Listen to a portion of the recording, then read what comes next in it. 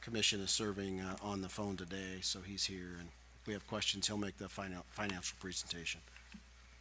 Great.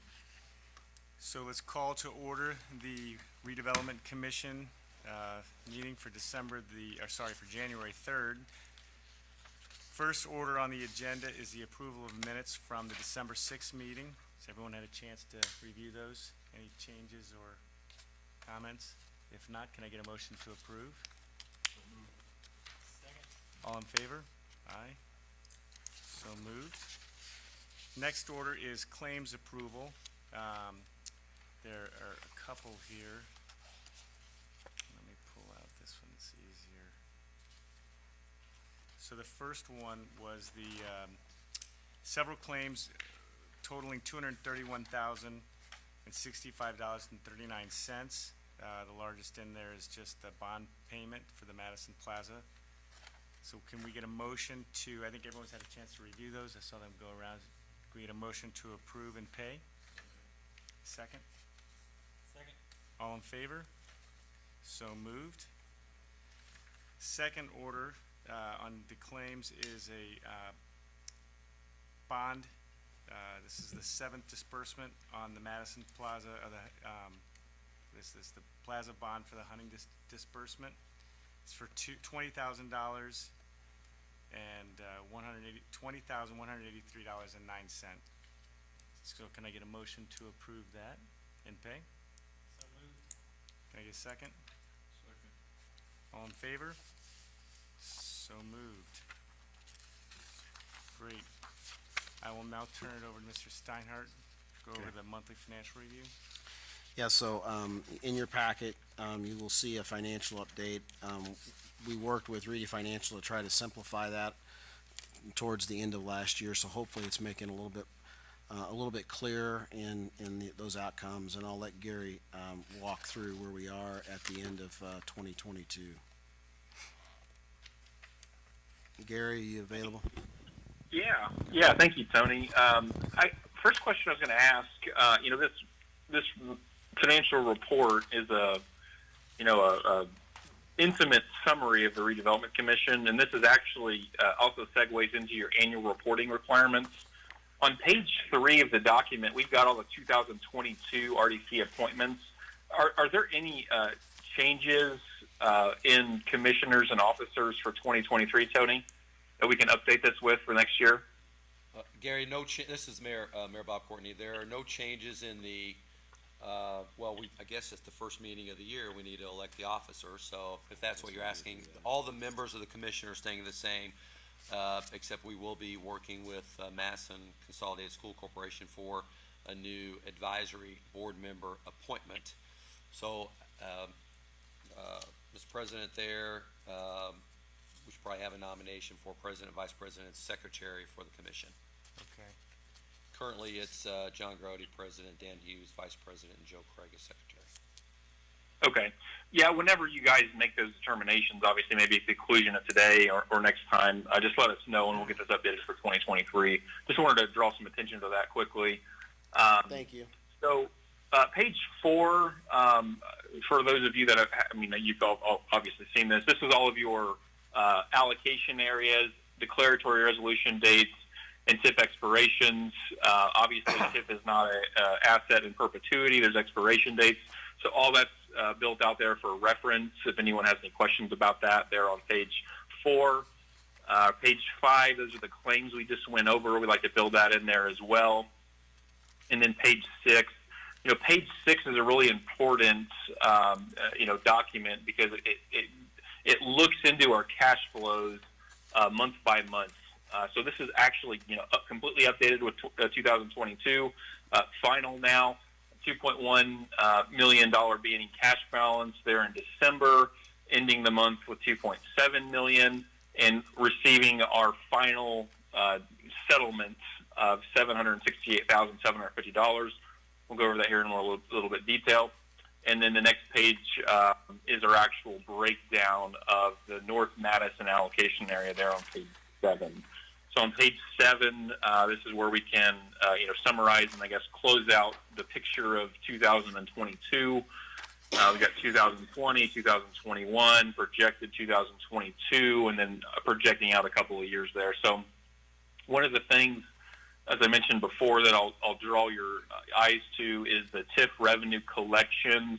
So projected 2022, 1,714,905. Actual collections as of 12/20/2022, 1,714,905. So we collected exactly as we were projecting this year, which is always a good thing. If there's any big swings to the positive or swings to the negative, we want to know why.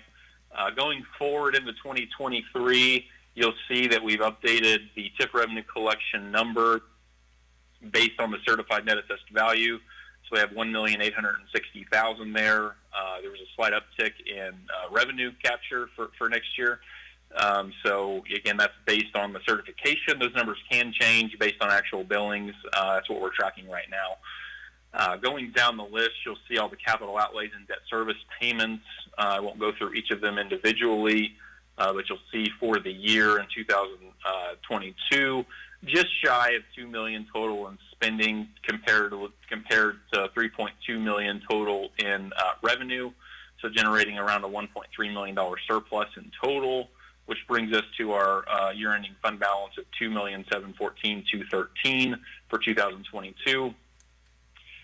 This commission will receive almost this exact same presentation prior to April 15th prior to April 1st for your TIF annual report. We'll go over all this again. Once these numbers are finalized, the books are reconciled to the clerk treasurer's office, but we anticipate this to be a very close number to where we're going to be at the end of the year. Looking forward to 2023, again, we've updated the revenue collections. And Tony and I, we've sat down and we've gone through, debt service payments and all the things that we can think of, and Mayor as well, for capital outlays in 2023 and for. So those are all the things that we've come up with that we think we need to be tracking right now, and obviously we can see what implications that has on cash flow and year-ending fund balance. So getting a little bit skinny kind of going into 2023 with the plans that we have in place. Obviously our goal is not to stockpile money. Our goal is to, look at economic development incentive opportunities. And then going forward in 2024, having some more opportunities there with collections and, even potentially an additional bond proceed issued there in 2024 to help shore up some of the long-term plans. So those are just some of the things that we're tracking right now for capital outlays. But, 2023, 2024, that's a living, breathing document. These things change all the time. We'll make sure that we're in constant communication with the Redevelopment Commission, with Tony, with Mayor on updating this to be as accurate as possible moving forward. And then finally, page 8 and page 9, just some housekeeping items there as part of your annual reporting requirements we like to include there. So that's the presentation for 2022. Gary, it's Tony. I have a question. What was our ending balance at the end of 2021 and our ending balance compared to today? Yeah, so your year-ending fund balance in 2021 was $1,374,111, and then we are projecting that the year-ending fund balance for 2022 will be just north of 2.7 million. So a total, net cash inflow of 1,340,000. Okay, thank you. I think that shows the investments we're making, do pay off as we've continued to make a number of investments this year, but the cash balance has continued to grow. I think it's good. I would also just comment too on 2023 projections. There's a couple of those projects in there that we're having as placeholders as those projects come about, and we may not necessarily need those funds to be expended there as well. And as you know, timing on some of these projects, as I report later on a couple bids, will delay some of that stuff. So I think 2023 will be fine as we plan the rest of the year. What are the major ones that are the placeholders? There's a placeholder for Crystal Beach Okay. as a potential need in funding shortfall. Where the mayor and I have worked the last couple of weeks with the city council on some other options, and we'll continue to do so here over the next 3 weeks, and hopefully have some different answers. Great. That's just one example. Commissioner, I hope that, over the 3 years we've been doing this together, you've seen a progression of a more logical setting forth of cash flow, project management, and most importantly, growing, revenues inside the TIF district. And we do that by stacking our investments and then attracting outside capital. And some of these numbers, in my opinion, are conservative because they don't even yet reflect higher assessed values from some of those investments, more particularly like a Sunrise Crossing. We won't realize any real meaningful value from that investment from a TIF perspective till 2024 and 2025. But what that does is it positions us really well to organically create that capital that we then leverage with other investment to continue with our economic development priorities across the city. And I think that as there's been a little bit of fluidity with regards to which projects we've invested in, what we'll always be searching for are those, that we can leverage with a high return on investment and a meaningful impact to the community. And just to piggyback on that point, Mayor, I was going to add, you mentioned the Sunrise Crossing. I mean, the administration and this board, commends everyone for a job well done in 2022. The Sunrise Crossing opportunity, as we mentioned before, TIFs don't last forever. Redevelopment Commission allocation areas don't last forever. And our primary source of revenue is currently, as point to page 4, North Madison allocation area original, TIF expiration in 2035. These new areas and these new ventures that the community is investing in, that's setting us up for revenues and opportunities for economic development advancement for decades to come. And that was strategically structured to allow us to maximize those cash flows over a really long-term time horizon. So again, just commending the board and the administration and everything we accomplished in 2022. I'm excited about the opportunities that the Redevelopment Commission has going forward. Yeah, and on that note, what Gary was really bringing up is that these allocation areas don't last forever. So at some point in time, that stream of revenue will be redistributed across all units of government. So in the next, really 12 to 18 months, we'll need to figure out how we capitalize and really take advantage of the next 10 years of revenue so we can be more impactful now, because we'll get to a point to where you won't be able to leverage up that annual stream, and it'll just kind of become a pay-as-you-go type commission without actually leveraging it up and adding it into a capital stack and doing some really truly impactful things. So we're going to constantly be working on that to make sure we get the most out of this TIF district.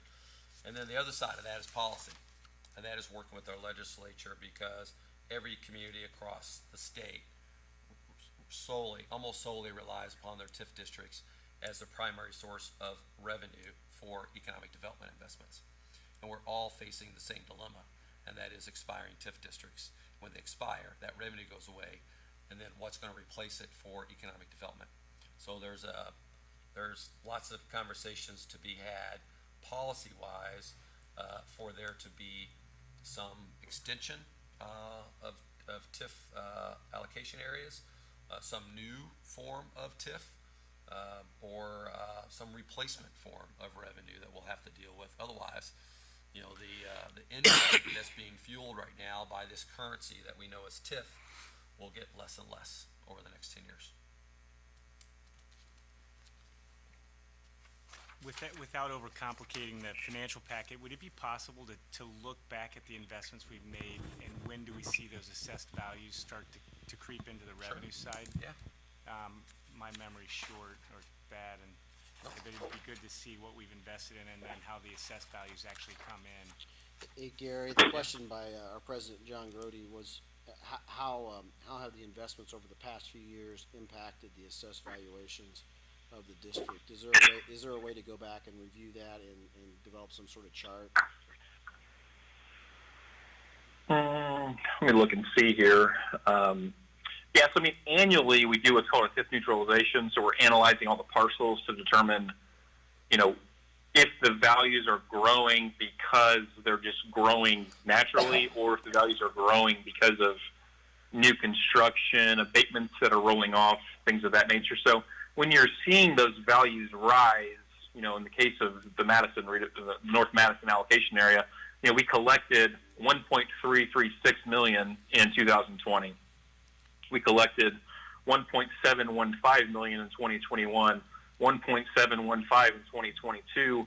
We're looking at 1.8 for next year, so roughly $150,000 increase in collections, and that's not as a result of hey, just values are going up, because the Redevelopment Commission actually cannot capture those values. You can only capture values on new construction and abated value that's coming online.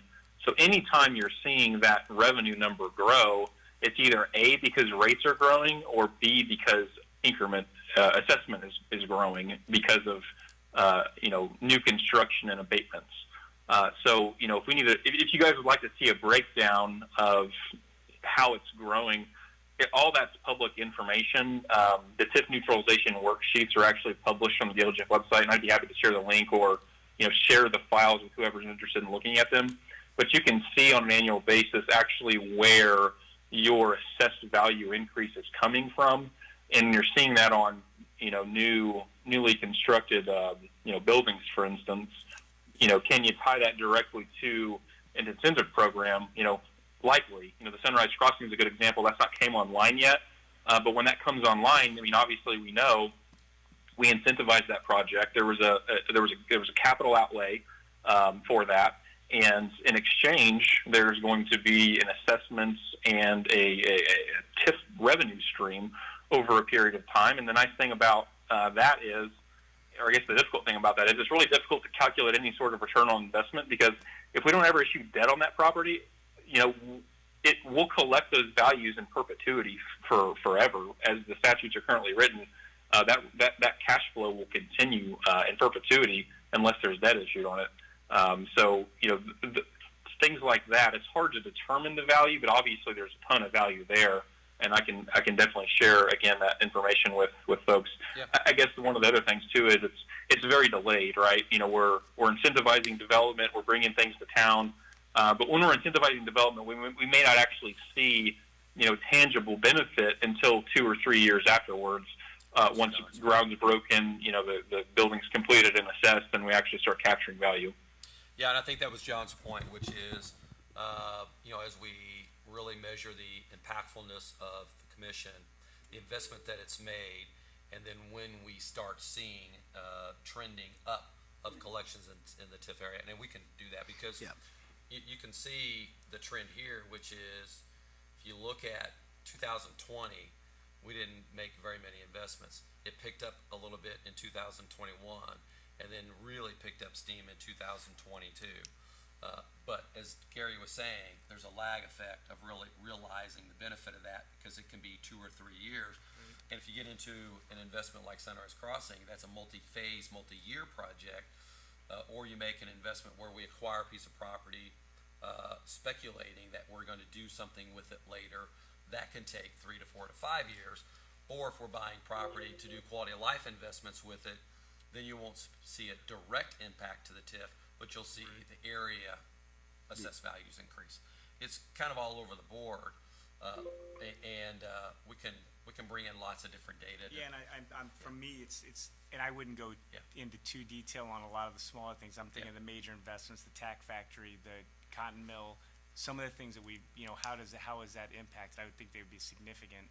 I was just curious. Well, and for what's sure. Impact, a couple of those you just mentioned is abatements. Both of those have abatements. Right. So Both of those have that would come on, abatements, yeah. but the cotton mill, for example, has the Jefferson County innkeeper's tax that's generating at 83 rooms a night potentially. So that number, if we look at the additional tax revenue that's available to the entire community to use because of that investment, that's a area that we know is a direct result of that investment.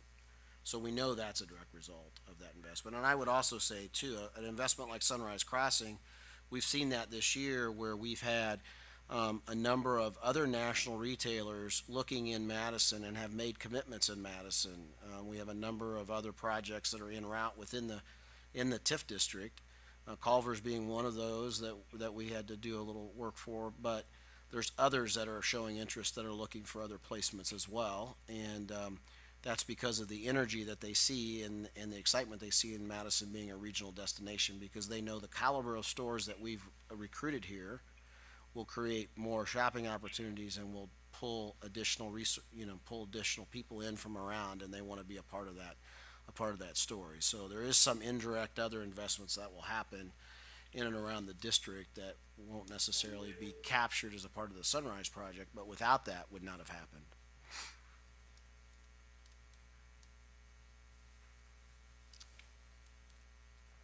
Any other questions for Gary? Good question, John. We'll get some trend reports next packet. Thanks, Gary. Next order is new business. We can, and I don't know if we can do this, but we can ask that the current slate or last year's slate of officers maintain the same, as nominate one whole and then get an approval if everybody's okay with that, staying in the same positions. We can add that to the agenda as new business. That's fine. That'd be great. So if that's okay, get a motion to keep the current, keep the slate as it was in '22 for the 23 officers. Can I get a motion? So moved. Second. All in favor? So moved. Okay. Thank you. Thank you all. Thank you. Next, order back to Tony. Yeah, I included a quarterly project update sheet in your packet, and I'm certainly happy to answer any questions. I would say strategically, just a quick look ahead for this coming next quarter or so. The mayor and I have continued to have positive conversations on the grocery store project. We don't have an economic development agreement yet, but are taking the next steps on that project and hope to have something to announce fairly soon. In terms of other national retailers I mentioned, we're working with them as well to try to find locations on the hilltop and maybe some announcements there coming. I would say that from this commission's perspective, the Michigan Road project, we should have our quotes back on that project to issue at the February meeting. And then we will be bidding the Habitat for Humanity's neighborhood and the Franks Drive intersection in later February for a March commission approval of those awards. But I'm happy to answer any other questions you might have as it relates to the number of projects that we are involved with. But happy to answer any questions. Tony, sorry, John, were you gonna say something? I was just gonna ask about the project number 8, the wayfinding. Yeah, so the wayfinding project, that's the implementation of our parking study that was completed.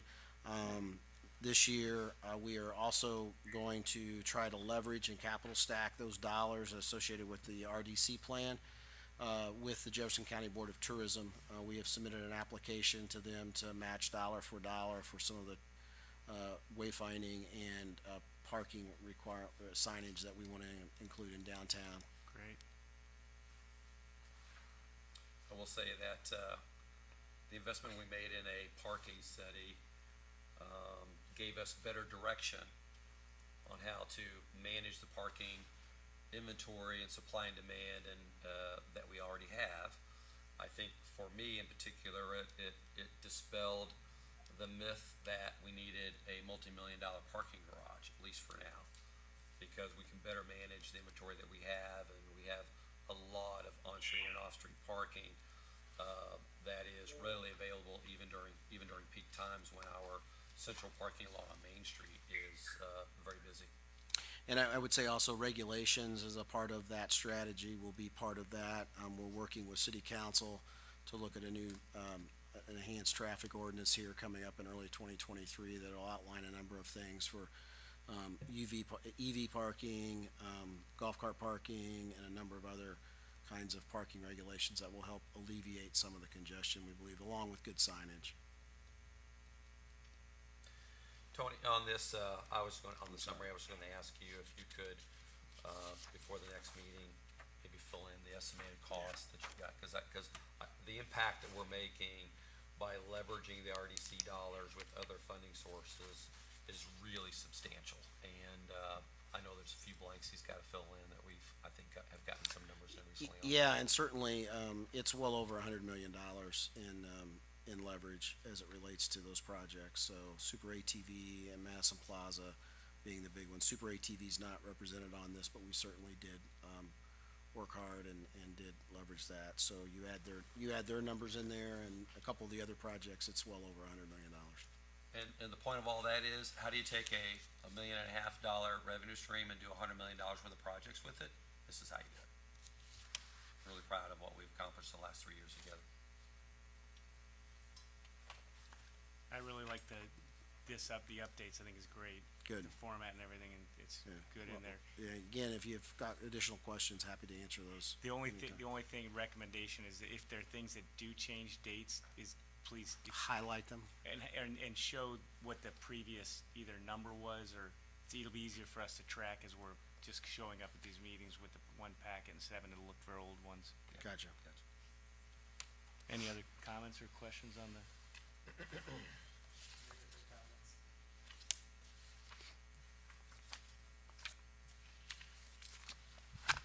Anything else on so on next order of business then would be city matters, mayor updates. Well, thank you. Welcome to 2023. And in the next month or so, we'll prepare a more robust look back as well as a look forward. But from the last meeting till now, I think the Coles announcement was probably some big news for the commission, announcing the final major retailer at Sunrise Crossing, which also was a catalyst for additional investment in that corridor. We're working through the planning and zoning process for the Habitat for Humanity subdivision partnership that we've talked about here just a little while earlier. I will be working with the school corporation for some direction from them and recommendations from them on a new advisory board member. We will be participating in the Southern Indiana Regional Development Authority meeting this Friday, where we will be pitching our final 3 ready projects, which is the partnership with Ohio Theater that we're supporting, the HMI Bicentennial Park improvements, and the Hanover-Madison Connector Trail, all 3 of which the RDC is supporting, in addition to the Super Overlook, and with IEDC, State of Indiana, RDA funding. All indications are a go for the financing we've asked for from them. I'll be with Governor Holcomb tomorrow as he announces his 2023 budget priorities. We're expecting that to include a Ready 2.0. We began a new state legislative session, which is also a budget year. So between now and April, they'll be concluding or debating, or however you want to refer to it as, the budget for the next 2 years. Ready has been very successful in literally bringing in probably about $10 billion worth of investments across the state, and over $1 billion to Southern Indiana and the Southern Indiana RDA. So we had to table a few of our own projects just because there wasn't enough funding to go around. Jefferson County did get approximately 20% of the funding from the RDA, but there were several projects the city of Madison has as a priority for the next round of ready funding. And as I mentioned earlier, we'll also be again looking for additional ways on how do we lever up and improve the stream of revenue coming in through the TIF district and make impactful investments with high returns on investment. 2023 is probably going to be a little slower year relative to adding new stuff to the deck. We've been adding stuff for 2.5 years, and now we've got a lot of things out of the ground that we have to manage. But the things that have been talking about will come to fruition in 2023, and we'll just be very mindful about adding in new opportunities, but we'll be prepared for those opportunities when they arise. I'll stop there. Great. questions or anything for the mayor? No, thank you. Nice update. Yeah, a lot of stuff going on. It was a busy year. So looking forward to the recap. We're already planning stuff out to 2028. It's crazy. Great. That's great. Our next meeting is February the 7th. Being no other matters before us, got to get a motion to adjourn the meeting. So moved. All in favor? Aye. Thank you. Thank you all for agreeing to continue to serve. Joe, thank you for continuing to be our secretary. You got appointed that by default.